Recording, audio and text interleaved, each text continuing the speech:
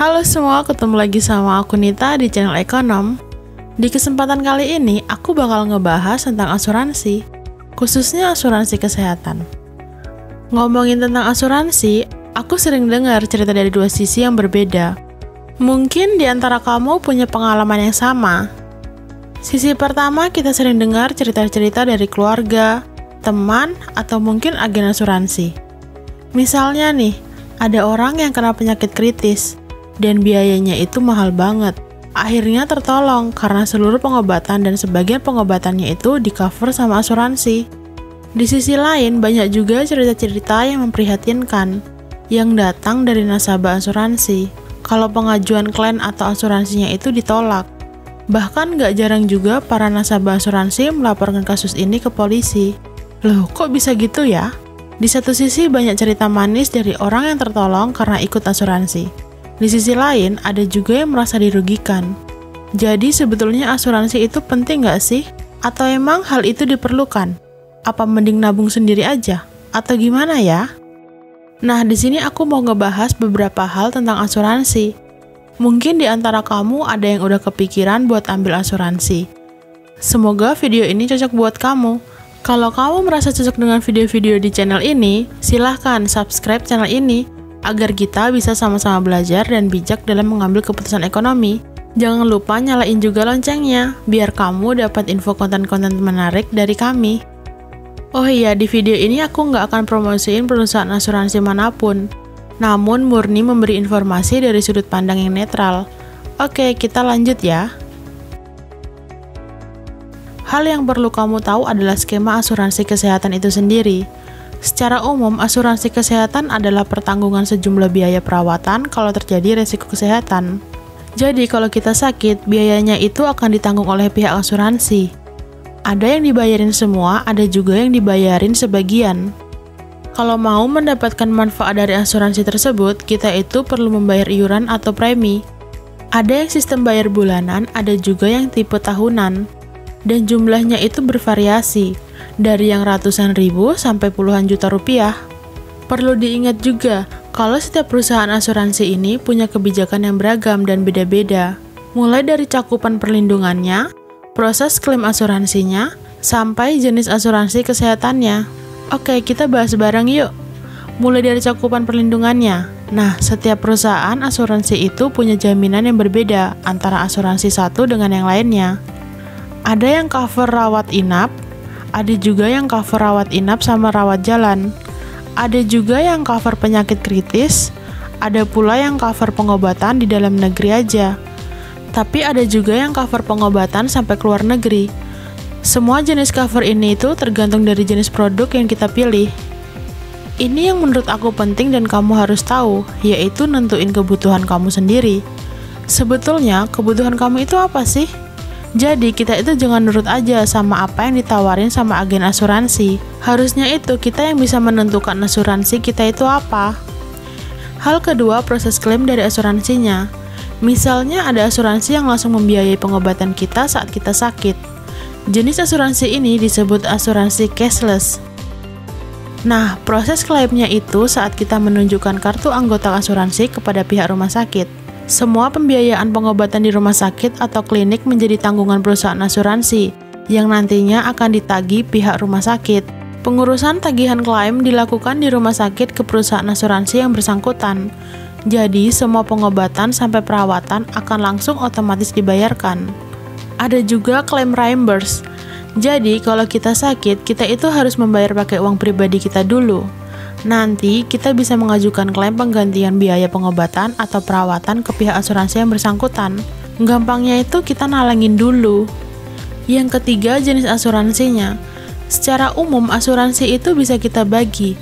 Ada yang konvensional atau asuransi syariah, dan tradisional atau unit link. Emang apa bedanya sih konvensional sama tradisional? Jadi, asuransi konvensional itu skema umum yang kita kenal. Kita itu beli jaminan atau perlindungan risiko selama periode waktu tertentu.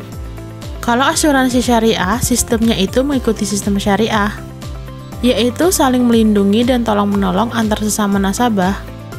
Sekarang kita bahas asuransi tradisional. Untuk asuransi jenis ini, premi yang kita bayar itu hanya untuk asuransinya saja.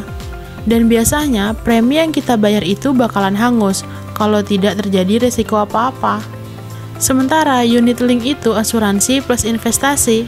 Jadi, uang yang kita bayarkan itu di sebagian disalurkan buat bayar premi asuransi dan sebagian lagi bakal diputerin ke instrumen investasi. Dari yang udah aku jelasin tadi, itulah skema umum dari asuransi kesehatan.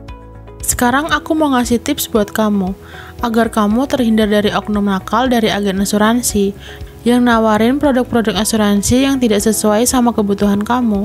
Tips yang pertama, pilih perusahaan asuransi yang punya reputasi yang baik. Caranya gampang kok, kamu cari tahu aja di media sosial, atau berita online. Kalau kita teliti, kita bisa gampang banget nemuin nama-nama perusahaan asuransi yang sering dapat keluhan masalah, atau protes dari para nasabahnya.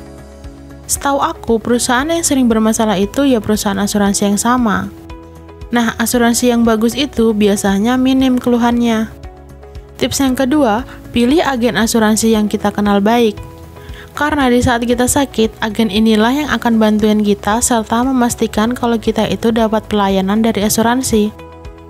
Terus kalau nggak punya kenalan agen asuransi gimana dong? Paling nggak, kamu bisa cari tahu dulu kalau agen ini itu punya rekam jejak yang baik. Tips yang ketiga, saran aku sebelum kamu ketemu sama agen asuransi, sebaiknya kamu tahu dulu kebutuhan kamu apa. Misalnya nih, kamu itu mau asuransi yang mengcover penyakit kritis atau tidak, mau cover rawat inap aja, apa sekalian dengan rawat jalan, dan sebagainya. Kamu harus teliti. Prinsipnya, kita yang paling tahu apa dan bagaimana kebutuhan kita. Biar bagaimanapun, perusahaan asuransi itu punya kepentingan sendiri untuk dapetin komisi dari produk dan manfaat yang mereka jual. Oh ya, tidak semua agen asuransi itu nakal ya. Banyak juga agen asuransi yang nawarin produk yang tepat sesuai dengan kebutuhan kita. Tips yang keempat, kamu perlu ekstra hati-hati sama skema asuransi unit link. Karena banyak juga agen yang ngasih informasinya yang tidak detail ke calon nasabahnya. Dan akhirnya banyak menyebabkan kesalahpahaman. Biasanya, oknum agen asuransi nakal yang ngebungkus asuransi unit link ini dengan instrumen investasi dan menjanjikan keuntungan tertentu. Padahal, biaya yang tersembunyi di asuransi unit link itu banyak banget. Misalnya, biaya akuisisi, administrasi, dan lain-lain. Hal itulah yang bikin nasabah heran, kenapa sampai investasi unit linknya rugi banyak banget. Kamu perlu tahu, kalau unit link itu bukan tempat yang ideal untuk berinvestasi. Kalau kamu mau investasi ya di tempat investasi yang bisa kamu pantau dan bisa dicairkan sewaktu-waktu saat kamu butuhkan. Karena investasi dan asuransi itu punya fungsi dan tujuan yang berbeda. Gampangnya itu investasi untuk menambah aset, sedangkan asuransi itu untuk melindungi kita dari risiko yang mungkin terjadi di masa depan.